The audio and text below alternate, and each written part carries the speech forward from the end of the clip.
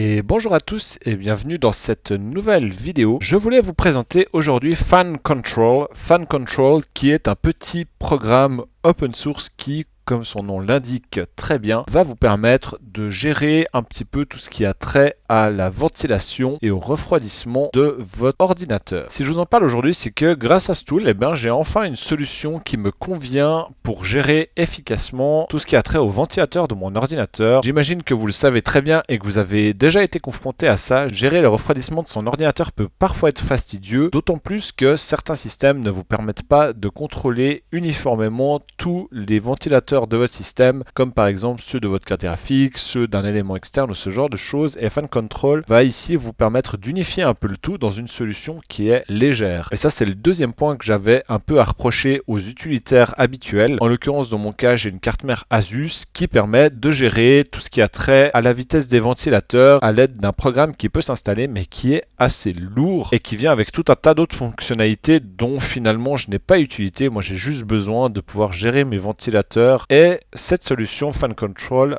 le permet tout à fait. Je vous propose qu'on passe tout de suite à la démonstration de Fan Control et vous allez tout comme moi, je pense, l'adopter rapidement. Évidemment, pour le télécharger, vous pouvez vous rendre en description. Je vous mets le lien vers le repository GitHub et vous pouvez venir directement dans les releases télécharger la dernière version de Fan Control. Donc dans notre cas, nous allons télécharger la version .NET 4.8 qui se trouve ici, que l'on va immédiatement extraire. Aucune installation n'est nécessaire à présent, vous pouvez directement démarrer Fan Control. Toutefois, si vous souhaitez que celui-ci démarre automatiquement lors de l'ouverture de votre session, je vous conseille de copier tout ce dossier dans votre lecteur C et dans Program Files afin qu'il puisse être exécuté et que vous puissiez le supprimer de vos téléchargements sans aucun risque de perdre vos configurations. Dans notre cas, on ne va pas l'installer entre guillemets, étant donné qu'il n'y a pas d'installeur à nouveau à proprement parler, mais on va directement l'exécuter depuis ici en exécutant directement Fan Control. Smart Screen nous met un petit message d'avertissement et l'on peut dire que l'on souhaite tout de même l'exécuter. Et l'on voit que Fan Control a démarré en bas dans notre barre de tâches. Pour l'ouvrir, il suffit de cliquer sur le petit icône. On va accepter les termes et licences de notre programme. Donc on fait OK. On nous dit ici qu'il y a un setup assisté pour configurer les ventilateurs de notre système.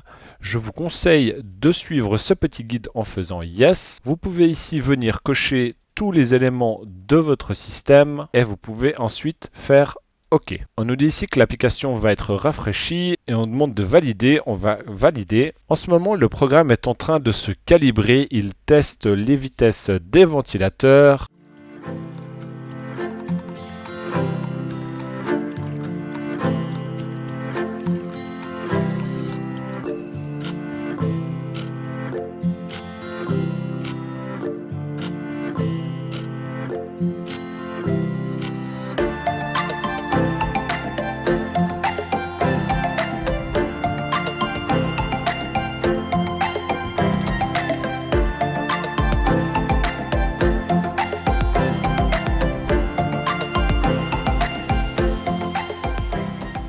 Voilà, Fan Control a terminé de détecter les seuils d'arrêt et de démarrage de tous nos ventilateurs ainsi que leur présence éventuelle. Elle nous propose ici de nommer les ventilateurs afin de pouvoir plus facilement les identifier. Donc dans mon cas, je sais que mon fan 1 c'est le ventilateur de mon CPU et je sais que le fan 2 c'est les ventilateurs de ma tour. Donc on va mettre case de cette manière-là. Ensuite, les ventilateurs de la carte graphique, je vais les laisser tels quels, je ne vais pas y toucher. L'utilitaire nous demande à présent si l'on souhaite que Fan Control démarre avec notre ordinateur et si on souhaite qu'il démarre minimisé, on va lui dire oui et on va faire OK. Nous voilà maintenant sur la page d'accueil principale et de configuration de Fan Control. On voit ici qu'on a Fan 3, Fan 4, Fan 5 qui dans mon cas n'existent absolument pas sur ma carte mère. On peut les masquer en se rendant dans le menu et en venant décocher, afficher les cartes cachées. Maintenant que cela est fait, on va pouvoir définir de quelle manière vont réagir nos ventilateurs en fonction des températures qui nous sont remontées par notre système. Donc ici, on a une courbe de test que l'on pourrait venir appliquer ici. Donc pour appliquer une courbe, c'est tout simple. Sur le ventilateur choisi, vous pouvez venir activer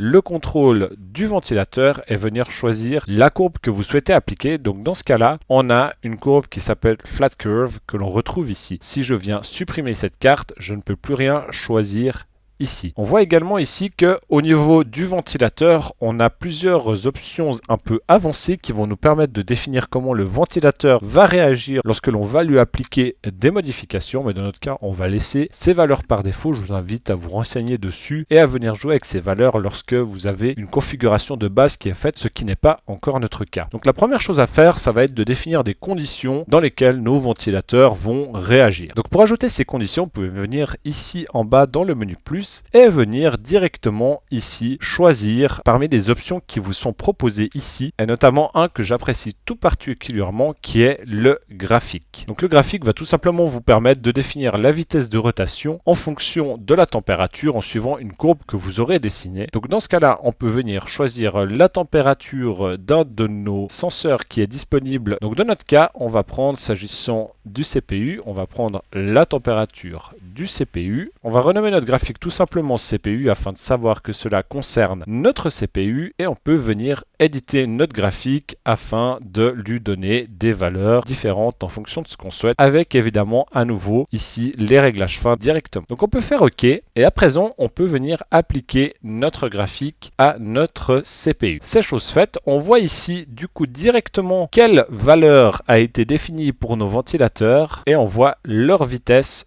actuelle. De la même manière, au niveau du graphique, on voit quelle valeur est définie par le graphique en fonction de la température que l'on a définie. Il nous est à présent possible d'appliquer ces mêmes réglages de notre boîtier. Directement, on voit que la valeur a été définie à 59% de vitesse et que la vitesse de rotation est actuellement de 940 tours par minute. Mais là, on pourrait avoir envie de définir une autre courbe, peut-être plus ou moins agressive, ou même d'utiliser un autre senseur. Pour ce faire, on va peut-être prendre par exemple la courbe automatique qui va définir la vitesse un peu automatiquement en fonction de certaines données. On peut renommer cette courbe case, comme ça on sait que c'est celle que l'on définit pour notre case et on va venir à nouveau définir notre source de température comme étant notre CPU. Donc dans ce cas-là, afin de définir les vitesses, le système vous demande diverses informations. Donc dans mon cas, on nous demande les températures à vide, donc lorsque l'ordinateur ne travaille pas, disons de l'ordre des 60 degrés. Et on va dire que la charge maximale de mon CPU, c'est 80 degrés lorsqu'il est en charge. On peut définir ici la vitesse minimum de mes ventilateurs. Donc dans mon cas, on peut mettre 10% et on peut dire que la vitesse maximale est 100. Maintenant qu'on a défini notre graphique, on peut l'appliquer à nouveau de la même manière à notre boîtier en venant choisir notre nouveau graphique et automatiquement, on voit la nouvelle vitesse qui a été appliquée et qui est donc différente de celle de notre CPU. Évidemment, dans le menu, vous avez tout un tas d'autres options qui vont vous permettre de venir régler finement vos vitesses, notamment une fonction sync qui va vous permettre de synchroniser les vitesses des différents ventilateurs et une qui est particulièrement intéressante, c'est la fonction mix de vos courbes. Donc lorsque l'on l'ajoute, on a une fonction mix qui apparaît. Ici, on voit qu'on a une fonction maximum, somme, moyenne, minimum ou